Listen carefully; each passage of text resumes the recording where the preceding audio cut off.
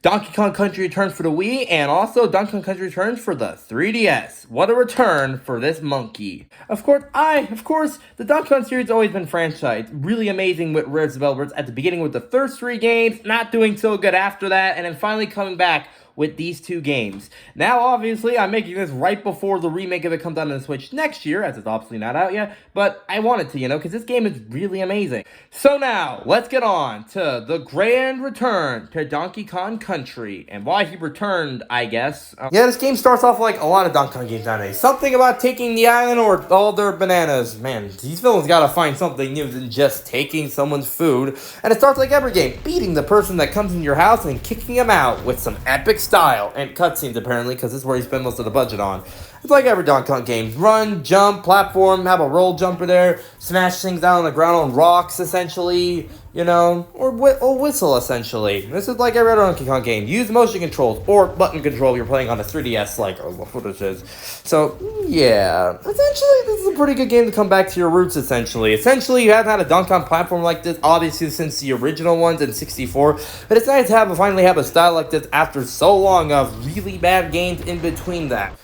You gotta love this. Also, this game has a lot of use of barrels. Like, it's not, I don't much from the other games with barrels, but this one loves to use them quite a lot, honestly. And honestly, it's a really fun mechanic to get used to. I want to see a whole level where it's just that. And also, Rambi. That was his name, apparently. I always just called it the Rhino because I didn't know it had a name. Once again, because back then I never played the original.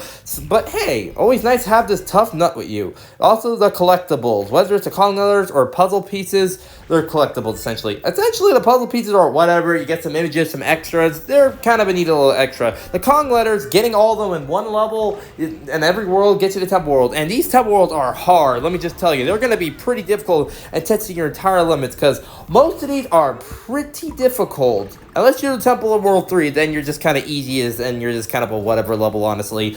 We're not going to need to get your attention notice on you being a previous level that will probably return someday.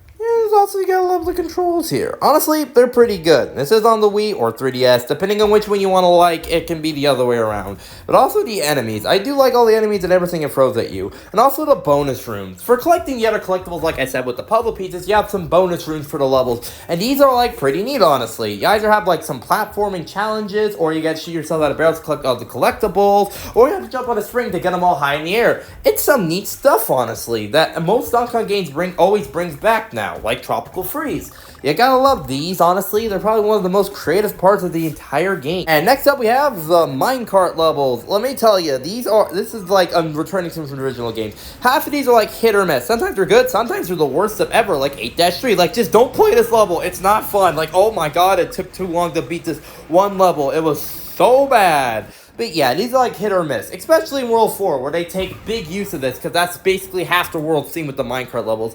Honestly, pretty nice addition. They control better and definitely are a lot better than the original ones, that's for sure. Or, like, not, depending on how you control these in the game. Honestly, my favorite one is the one from World 6. Don't ask why. World 6 was just my favorite world. It just was for some reason, like the minecart level was, because it just felt so cool playing on it. That's probably the entire reason why, exactly. And the world scenes are so creative. You got beach, with water and sandy dunes, essentially. Ruins with ancient technology, and just going around these ruins, seeing all the Donkey Kong-like stuff around, because it's so cool. Who didn't know what Donkey Kong is? Like I said, the minecart levels, World 4 cave with all the minecart levels, essentially. Like I said, you know what that is. And also bring back a new mechanic with the rocket levels. Once again, it's like the minecart. These types of levels are also just kind of hit or miss depending on what level you play it on, or what world it is for that matter. If you like it or not, that's up to me, apparently. You also got forest. It's like half these themes are half creative and half uncreative, half New Super Mario Bros. Like, that's all I'm saying. You got volcano wall, the lava. Why are we inside the volcano? Who knows how hot this is, but we're all just fine, apparently. That doesn't make much sense. And factories, essentially. Why is there a factory on this island? That's gotta be bad for the nature. Who cares? It's a pretty neat world to explore. So, that's fun. You also got my favorite cliff world. We're on cliffs, dangerous cliffs, and also with prehistoric dinosaurs as bones, tar. Honestly, it's a pretty good world. Like I said, don't know why this is my favorite world.